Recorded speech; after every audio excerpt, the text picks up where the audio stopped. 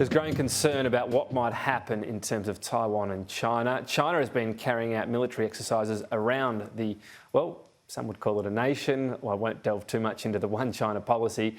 The concern is coming after the visit from Nancy Pelosi, the Speaker in the US. Joining me now is James Paterson, formerly chair of the Parliamentary Joint Committee on Intelligence and Security and now Shadow Cyber Defence. Thanks for your time. The world's on edge right now, really. These military drills surrounding Taiwan are a concern.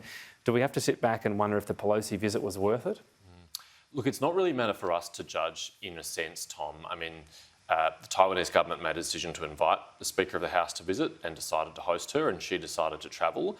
And it's completely routine for congressional delegations to visit Taiwan, indeed for Australian parliamentarians to visit Taiwan. I've done so myself.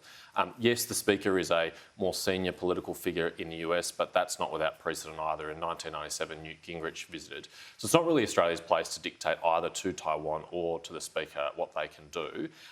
Where I think we have a very strong interest is in recognising the malign behaviour of the Chinese government here. It is a grossly disproportionate reaction to fire ballistic missiles into other people's territorial waters in response to a politician visiting an island for a short period of time. So I think most Australians have come to the view that the Chinese government, the Chinese Communist Party, is the aggressor in the region and in a lot of these sort of issues, I suppose.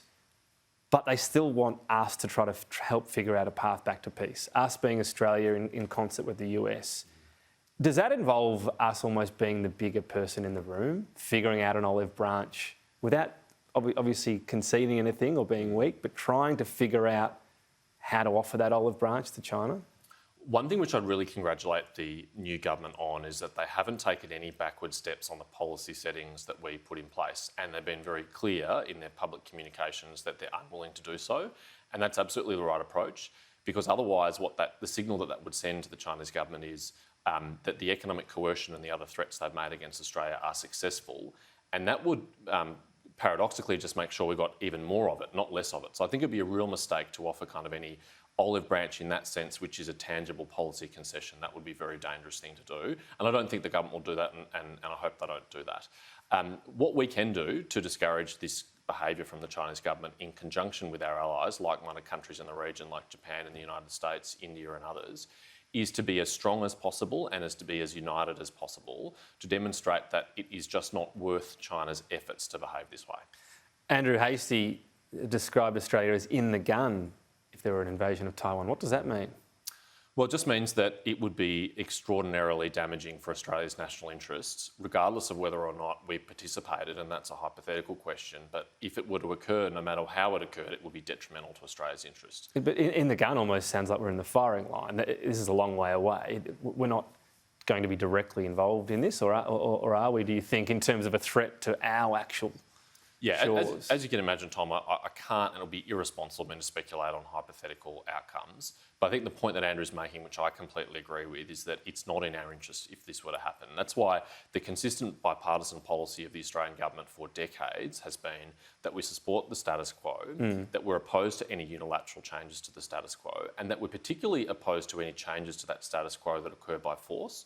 Really, any resolution of the Taiwan Straits tensions needs to have at the heart of it the self-determination of the Taiwanese people. And it's a democracy of 23 million people who I think have expressed pretty clearly in recent elections as well as in opinion polls that unification with the People's Republic of China is not something that they want, and I think we need to bear that in mind. But not in our interest is different to being in the gun. It just strikes me as an interesting choice of words that could concern Australians. No, I think Andrew's absolutely right. He's very right to be direct about that. The idea that this could take place and somehow be quarantined just to the South China Sea or the Taiwan Straits and not directly affect Australians is a naive assumption. Is it along the lines of the so-called domino effect style?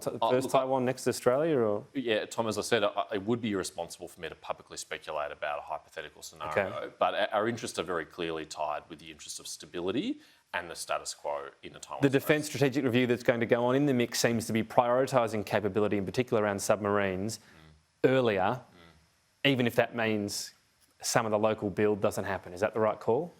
Look, I would encourage the government to look at all options, to not rule out anything, and if forced to choose, I think the comments that Richard Marles has made this week about prioritising capability over local content is the right path to go down.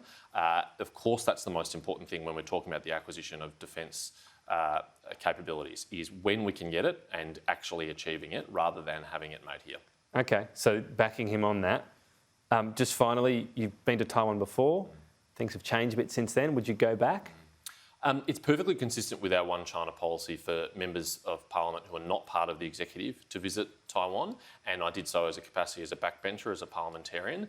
That's actually a very normal and very healthy exchange, and I would encourage new parliamentarians who've been elected, if they are invited, to doing that. But not you as a shadow minister? Is that a different line? Look, I'm still not a member of the executive, Tom, so it would be theoretically possible for me, but I have been, and I've benefited greatly from that. You don't need to go back, you feel?